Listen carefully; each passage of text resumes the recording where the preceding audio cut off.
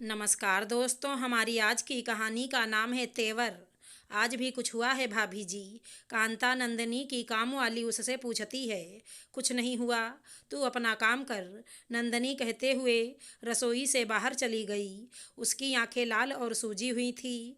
जिस मुंह को उसने दुपट्टा से पल्ला रख के ढक रखा था, उसमें से उसके गालों पर पड़े निशान उसकी कहानी बयां कर रहे थे। उसका शरीर उसका साथ नहीं दे रहा था, जैसे थक गया हो। फिर भी उसने घर वालों का नाश्ता बनाया।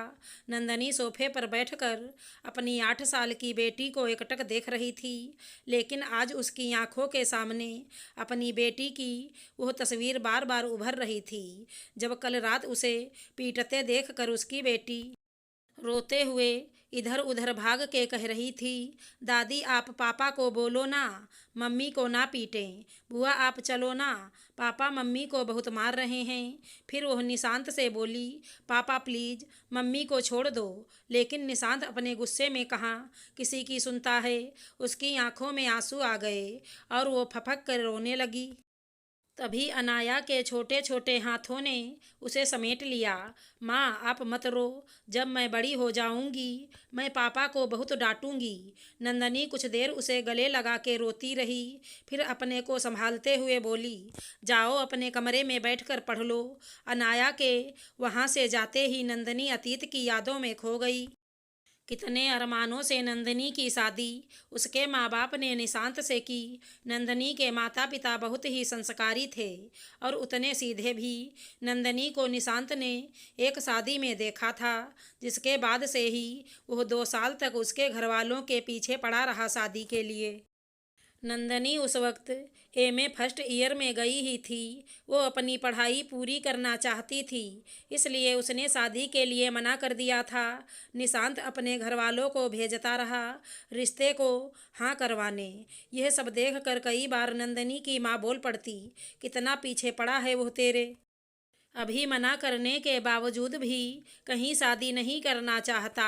भाई हमें तो लड़का भाग गया, तू हाँ करे तो हम भी हाँ कहें, खुश रखेगा वो तुझे।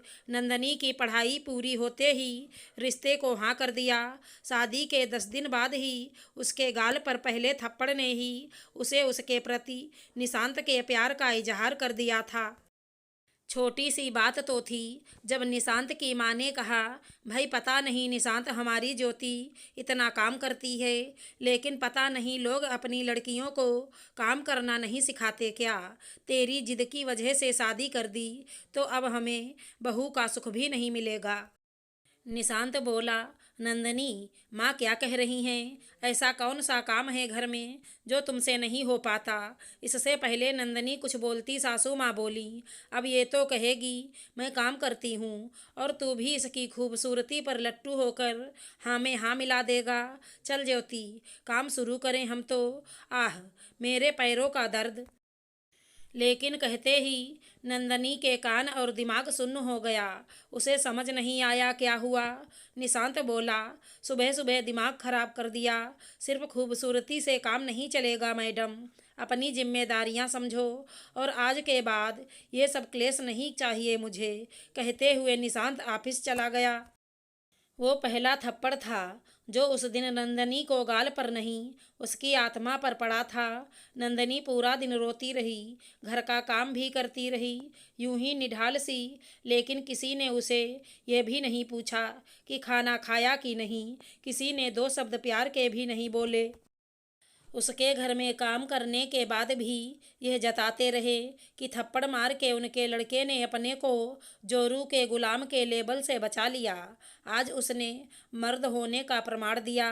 नंदनी ने शाम को अपनी माँ को फ़ोन किया, लेकिन जैसे ही वह बोली, माँ ये घर हमारे घर से बिल्कुल अलग है। क्या पापा ने कभी आपको थप्पड़ मारा है? तभी वहाँ से माँ सकपकाहट के साथ बोली, नंदनी बेटा यह सब छोटा मोटा तनाव हर घर में होता है।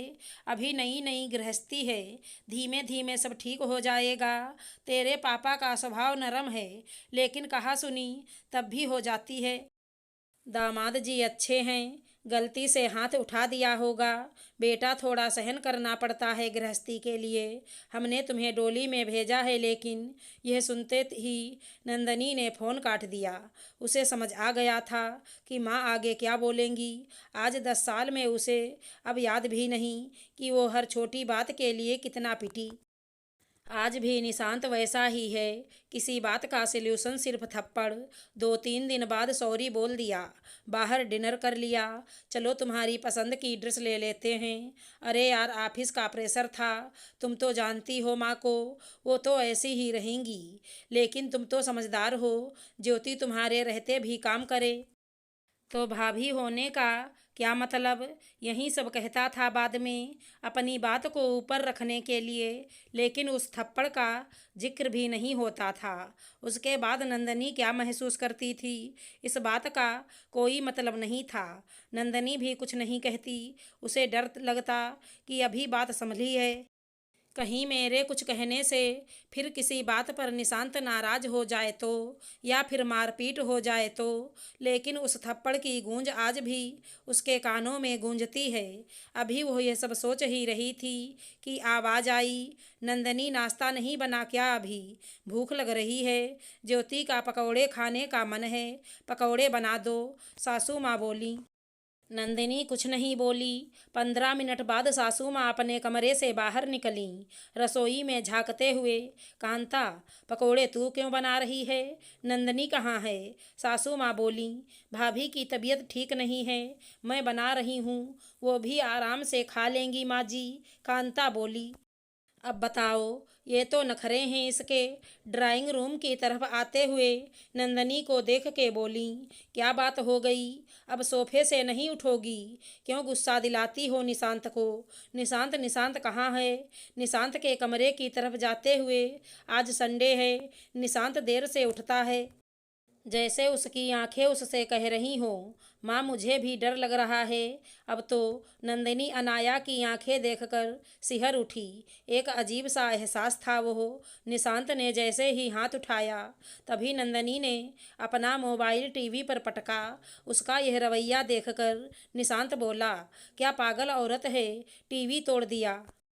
अब क्या इसका पैसा तेरा बाप देगा? उसकी तरफ से हटा और टूटा मोबाइल और टीवी देखने लगा हाथों में उठा के। हे राम, कितना नुकसान हो गया। कुछ अकल है कि नहीं तुझे नंदनी? सासू माँ बोली। लेकिन जैसे आज तो नंदनी कुछ और ही थी। चिल्लाकर बोली, बस कीजिए आप लोग। 10 साल में आज आपका टीवी टूटा तो नुकसान हो गया। 10 साल से इस घर में मेरे शरीर से लेकर आत्मा तक टूट के बिखर गई। वो नुकसान नहीं है, वो आज तक किसी ने नहीं गिना।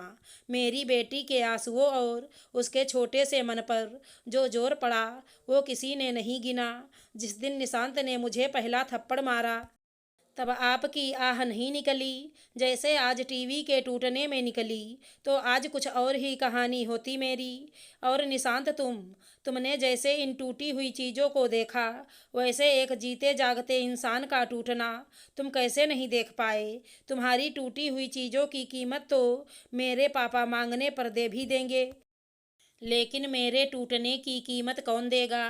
तुम्हारी माँ। दे पाओगे तुम? मेरी माँ ने कहा था, धीरे धीरे सब ठीक हो जाएगा। और उस ठीक होने का इंतज़ार 10 साल करती रही। कितनी बेवकूफ़ थी मैं। तुम्हें तो मुझे मार पीट कर अपने मर्द होने का एहसास मिलता हो, लेकिन मुझे अब और सहन करके तुम्हारे घर की अच्छी बहू होने का खिताब नहीं चाहिए। मैं अपनी बेटी के सामने अपने को कमज़ोर दिखाकर उसे कमज़ोर नहीं बना सकती। अगर अब मैंने सहन कर लिया तो कल को अनाया भी किसी आदमी से पीटने को अपना भाग्य मान लेगी। ऐसा है, ज़्यादा बोल रही है, निकल जा इस घर से अभी। निशांत बोला। मैं घर से निकल जाऊं? क्यों? अगर मैं एक बार अपनी आवाज़ को बुलंद कर दूं, तो तुम्हें इस घर से निकलना पड़ेगा। बाहर निकलने की देर है तो बोलो, मैं बाहर जाऊं, या तुम लोग अपनी गलतियों का पश्चाताप करोगे। और आज के बाद अगर मुझे किसी ने हाथ भी लगाया, तो मजबूरन मुझे कानूनी अधिकार मांगने पड़ेंगे। शायद जो आप जैसे पढ़े लिखे समाज में शरीफ बनकर रहने वाले लोग नहीं चाहेंगे। नंदनी बोली। निशांत को नंदनी का ये सब कहना अच्छा नहीं लगा। उसका मेल ईगो कैसे उसका बोलना बर्दाश्त करता। उसने नंदनी का हाथ खींचा। निशांत का दिमाग और कान सुन्न हो गए। जोर की एक आवाज़ से कमरा गूंज उठा। सास और ननद के मुंह से भी आवाज़ नहीं निकली। नंदनी के तेवर देखकर आज तो सबका ईगो जुबान ताने सब एकाएक शांत हो गए। नंदनी ने आवाज़ लगाते हुए कहा, कांता, पकौड़े ले आना, मेरे और अनाया के लिए भूख लगी है। नंदनी आज समझ चुकी थी कि अत्याचार करने वाले से ज़्यादा उसको सहने वाला बुरा होता है।